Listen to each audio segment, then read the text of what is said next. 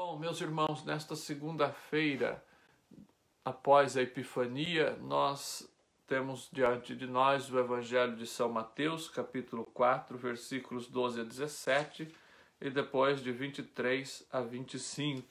Mateus 4, de 12 a 17, de 23 a 25.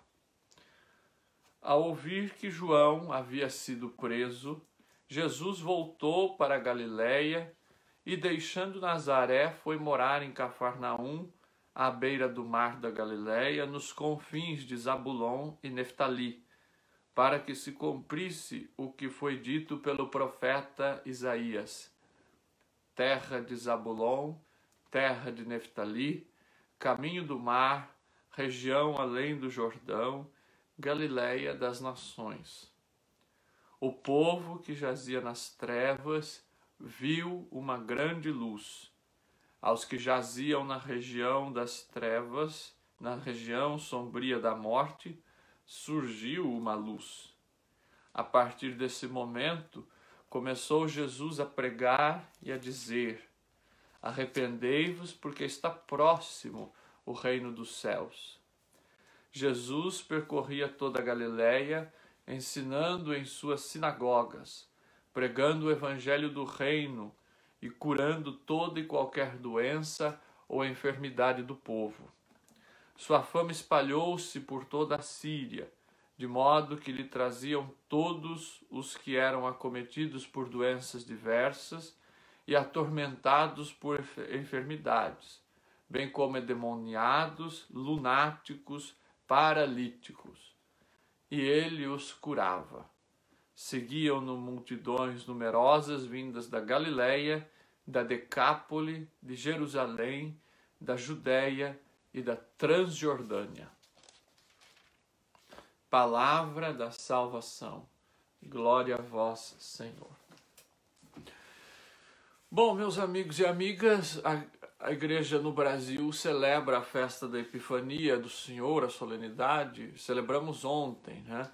E não como em boa parte do mundo, que celebra no dia 6 de janeiro, quando é oficialmente a solenidade da Epifania. A igreja no Brasil coloca, assim como várias igrejas em vários países, colocam a solenidade da Epifania no domingo entre 2 e 8 de janeiro, justamente para ficar mais fácil a participação do povo nas celebrações, uma vez que a solenidade da Epifania do Senhor é uma solenidade das mais importantes deste ciclo do Natal, porque justamente ela vai nos colocar em sintonia e vai nos apresentar justamente esta manifestação de Jesus para todos os povos, esta manifestação, esta revelação de que Jesus é o Deus que vem para salvar a todos e não para salvar um pequeno grupo, um grupo de escolhidos, um grupo de privilegiados, um grupo de santos, um grupo de piedosos. Jesus vem para salvar a todos. E por isto esta solenidade ela tem este caráter importantíssimo, porque vem nos mostrar justamente o conteúdo da pregação de Jesus, o conteúdo da encarnação de Jesus, o conteúdo também do mistério pascal de Jesus. Quando nós celebramos, como ontem, a Epifania do Senhor, nós celebramos já com um olhar na Páscoa, assim como o Natal. Nós celebramos o Natal, mas com os olhos voltados para a Páscoa. Porque só há sentido nós celebrarmos este ciclo do Natal se nós tivermos este link com o mistério pascal. Por isso que ontem, na missa da Epifania, ou nos países onde se celebra no próprio dia 6, é feita entre a leitura do Evangelho e a homilia o anúncio da solenidade da Páscoa, o anúncio da data da Páscoa e das outras celebrações móveis que decorrem da Páscoa, justamente para nos mostrar que tudo que nós celebramos agora no mistério do Natal está intimamente ligado ao mistério da Páscoa. Nós celebramos o mistério do Natal porque acreditamos no mistério pascal, em virtude do mistério pascal, que é o mistério que nos dá a salvação, não é? E nesta semana, nos dias antes e depois da Epifania, a igreja então nos coloca textos que vão manifestando quem é Jesus, que vão manifestando Jesus como o Messias, como o Filho de Deus. Porque vocês sabem, a palavra Epifania, quem acompanhou a missa conosco ontem, Frei Severino disse, quem acompanhou outras missas, quem participou nas missas aí no Brasil, não é? Na sua comunidade, certamente foi dito que a palavra Epifania significa manifestação, revelação. Então, a manifestação de Jesus, no caso específico da liturgia da Epifania, da manifestação de Jesus aos pagãos, a todos os povos, aos povos inclusive mais distantes. Mas Epifania é qualquer manifestação. A palavra Epifania significa uma manifestação. E nós sabemos que Deus se manifesta de muitos modos no decorrer da história. Se nós pegarmos desde o Primeiro Testamento, desde a criação do mundo, a história da salvação, até chegar em Jesus, e mesmo durante a vida de Jesus, nós vemos, meus irmãos, que ele se manifesta das mais variadas formas, né? Claro, nós vimos ontem especificamente a manifestação aos magos, mas o Senhor se manifesta. Por exemplo, o seu próprio nascimento é uma manifestação, é uma epifania. Quando o Senhor transforma água em vinhos no seu primeiro sinal nas bodas de Caná, é uma epifania. Quando ele multiplica pães, como nós vamos ver no Evangelho de amanhã, é uma epifania. E quando ele opera os milagres, ele está ali se manifestando, ele está revelando a sua identidade de Messias, de Salvador. Então, tudo isso, toda a vida do Cristo é uma epifania. O seu batismo no Jordão, que nós celebraremos no domingo que vem, e que o céu se abre, que a voz sai dizendo, revelando, este é o meu filho amado, escutai. Vejam, é uma epifania, é uma manifestação da identidade de Jesus, né? Então, durante esta semana, nós vamos vendo, então, nesta reta final do tempo do Natal, nós vamos vendo estas manifestações, estes detalhes, estes textos que vão mostrando, que vão apresentando manifestações de Jesus como Messias, como o Filho de Deus. E o Evangelho de hoje, tirado justamente do comecinho da vida pública de Jesus, o início do seu ministério na Galileia, vai justamente mostrar, né? São Mateus coloca esta manifestação de Jesus como sendo luz.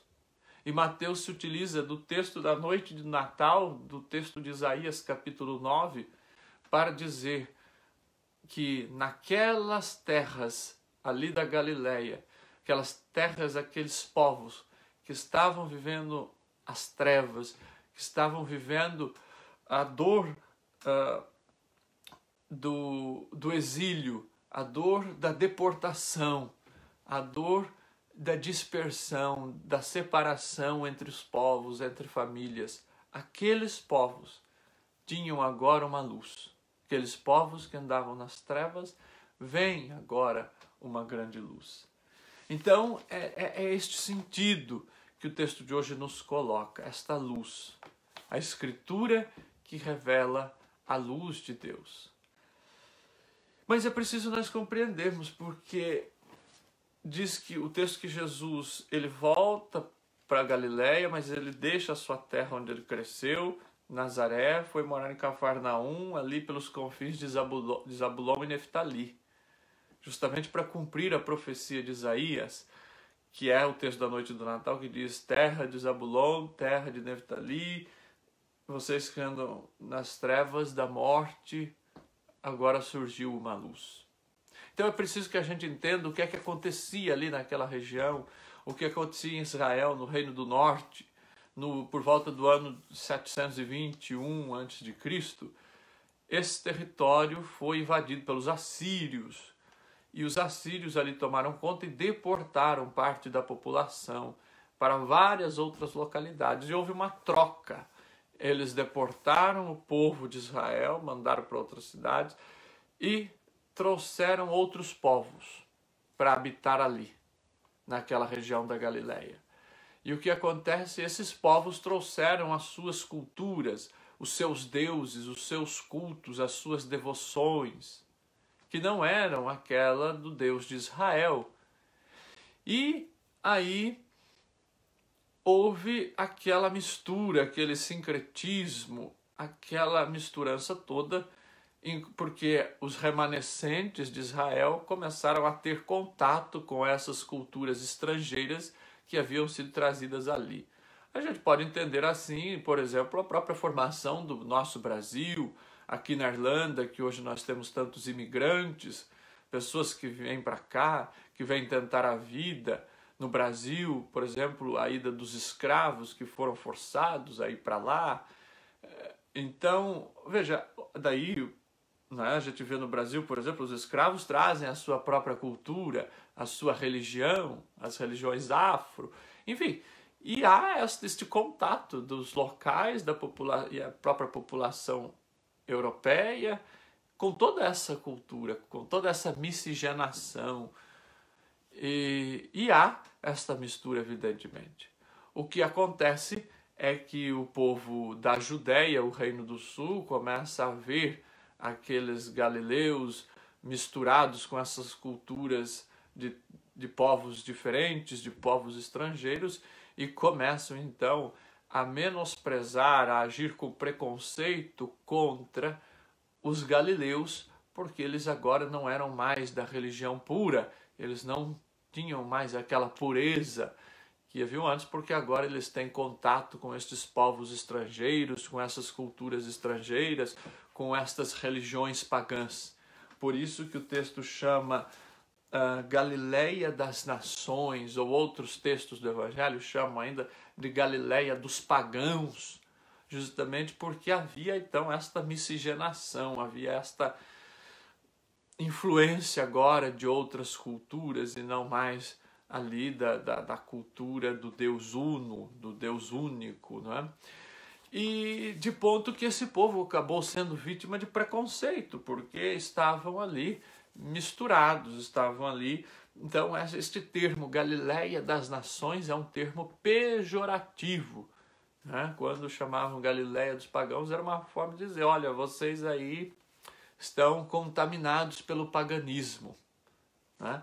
Então é neste contexto de trevas, o povo de Israel, que estava agora, ele perde a sua religião, digamos, ou a sua religião agora ela está misturada com outras, então ele já vive um problema aí. E além de tudo ele tem que encarar o preconceito dos seus próprios pares, da sua própria gente, né? E já não é mais bem visto. Então há este julgamento.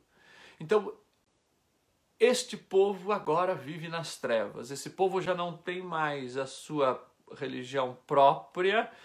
Este povo vê a sua religião sendo ali misturada com outras crenças e, ao mesmo tempo, esse povo estava deportado, né? Esse povo estava separado, então dividido, famílias e comunidades e tribos ali divididas, espalhadas longe, enfrentavam esta dor, enfrentavam a dor do seu culto também sendo dispersado, e agora enfrentam também a dor do preconceito da sua própria gente, enfrentam agora também a dor de serem marginalizados por causa desta miscigenação. Então, é neste contexto que eles viviam nas trevas, é este o contexto das trevas que o profeta Isaías coloca e apresenta no capítulo 9, que nós lemos na noite do Natal e que Mateus retoma no Evangelho de hoje. Então ele diz, o povo que jazia nas trevas viu uma grande luz, aos que jaziam na região da morte, na região sombria da morte, surgiu uma luz. Então o povo estava nessas trevas da deportação, nas trevas da perda da identidade, nas trevas também do preconceito, do julgamento. Então é neste contexto que este povo vê uma luz. E é neste contexto que então que o texto diz que Jesus começa a pregar e a dizer: arrependei-vos, porque está próximo o reino dos céus. Então Jesus é este que vem se manifestar como uma luz nesta situação.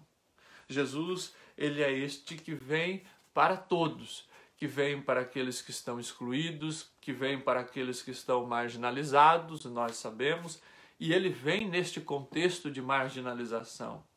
Jesus mesmo é o primeiro marginalizado. Ele é o primeiro excluído. Não se esqueçam de que não havia lugar para eles na hospedaria, nós víamos no Natal. Não havia lugar para eles na hospedaria. Então, ele vem como um marginalizado. Ele vem como um pequeno. Ele vem e depois ele tem que fugir. Veja, ele é aquele que é deportado da sua própria terra, tem de fugir ao Egito por conta da perseguição de Herodes. Então ele é o primeiro deportado. Ele sofre essas mesmas dores desde o momento em que vem ao mundo. Ele vem para sofrer com o povo. O Papa Francisco ontem no seu Ângelus, ele comentava o evangelho do prólogo de São João, que nós lemos na quinta-feira, mas que aqui na Europa foi o evangelho de ontem. O Papa Francisco dizia: Jesus, ele se faz mísero, se faz insignificante. A palavra de Deus que se faz uma pessoa. Ele se faz frágil para tocar a nossa fragilidade. Ele se faz insignificante para atingir a nossa insignificância e para nos tornar grandes. Então, é assim que Deus nos atinge. E é justamente isso que o texto de hoje vem nos mostrar. Este Jesus que inicia o seu ministério justamente naquela região dos insignificantes, naquela região dos marginalizados. Então, um Deus que se deixa marginalizar, um Deus que se deixa rebaixar, um Deus que se faz pequeno, que vai habitar onde habitavam esses excluídos, em Zabulon, em Neftali, do outro lado do mar, né, das margens do mar, do outro lado do Jordão, ou seja, fora ali da cidade, fora da onde tudo acontecia. É lá que este Deus vai morar, e o texto diz que Jesus vai morar em Cafarnaum, né? Então é lá que ele vai para formar a sua vida, que ele vai iniciar e viver o seu ministério. Ele vem para esta opção preferencial pelos pequenos, pelos simples, pelos pobres. É este Deus que nós acreditamos. E é este Deus que a primeira leitura de hoje vem justamente, meus irmãos, dizer que nós devemos seguir. E é este Deus que nós precisamos pedir que o Espírito Santo nos ensine a seguir. Ele diz, o capítulo 4 da primeira carta de São João, versículos 1 e seguinte: Amados, não acrediteis em qualquer espírito, mas examinai os espíritos para ver se são de Deus, pois muitos falsos profetas vieram ao mundo. Nisto, presta atenção, reconheceis o Espírito de Deus. Todo espírito que confessa que Jesus Cristo veio na carne é de Deus. E todo espírito que não confessa Jesus não é de Deus. Este é o espírito do anticristo. Dele ouvistes dizer que virá, e agora ele já está no mundo. Mas vós, filhinhos, sois de Deus, e vós os vencestes, porque o que está em vós é maior do que aquele que está no mundo. Veja, São João diz, nós temos o Espírito Santo, nós temos o Espírito de Deus em nós, que é maior, que é mais forte do que o espírito do mundo. E o Espírito Santo deve nos ajudar a discernir o que é de Deus e o que não é de Deus. Se as nossas atitudes são atitudes de Deus ou se não são. E como é que nós discernimos isso? Como é que nós sabemos Como é que nós entendemos se o que estamos fazendo é de Deus ou não? Sabemos se é de Deus ou não, discernindo se aquele espírito, se aquela atitude nos faz reconhecer que Jesus veio como uma pessoa, que Jesus de fato veio como um ser humano, que Jesus de fato tocou nas humanidades da vida, nos problemas das pessoas, nas dificuldades, se Jesus veio de fato para atingir os corações, e não sendo uma ideia, sendo uma ideologia, sendo uma teoria. Jesus não é uma teoria, Jesus é uma pessoa.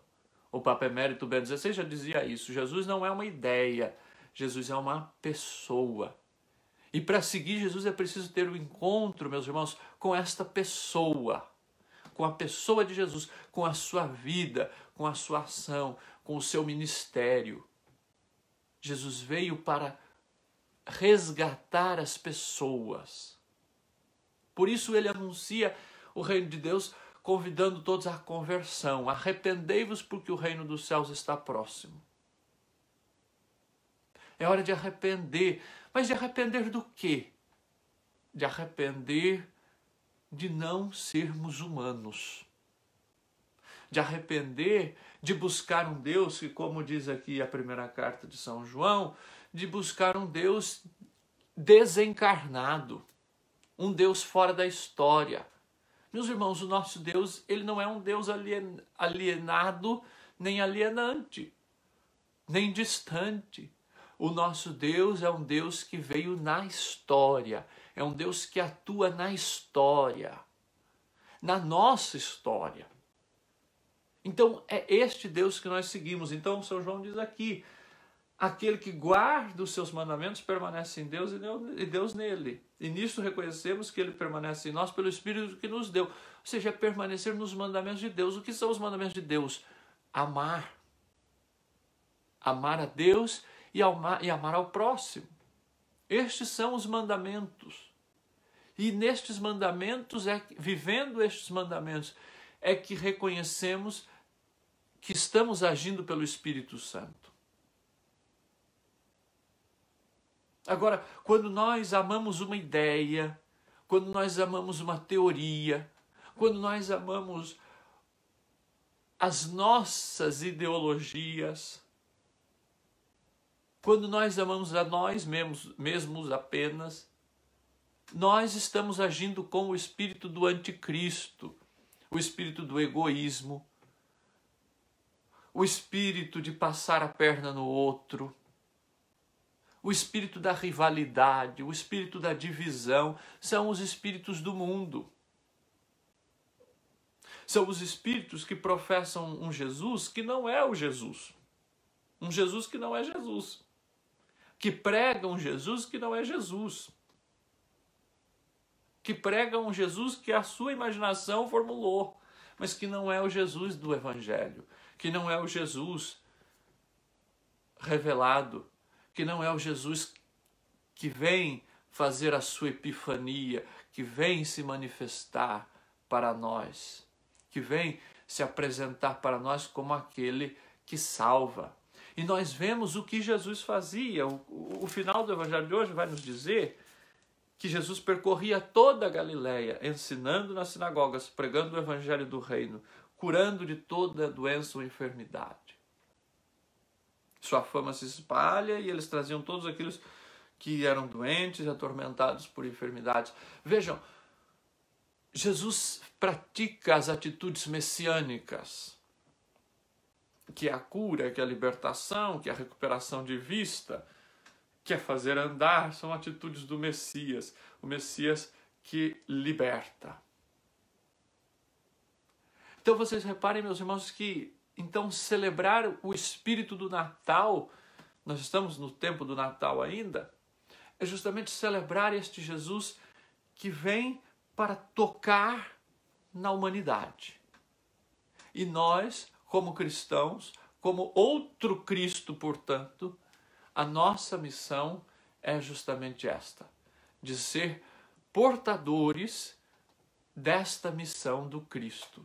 É anunciar este Jesus que vem para tocar as feridas da humanidade, que vem para tocar a humanidade ferida, ferida pelo orgulho, ferida pela competição, ferida pelo ódio, ferida pela raiva, ferida pela violência, ferida pelo preconceito, ferida pela pobreza, ferida pela marginalização, pela exclusão. É nesta humanidade que nós vemos. E também ferida pelo medo, por que não?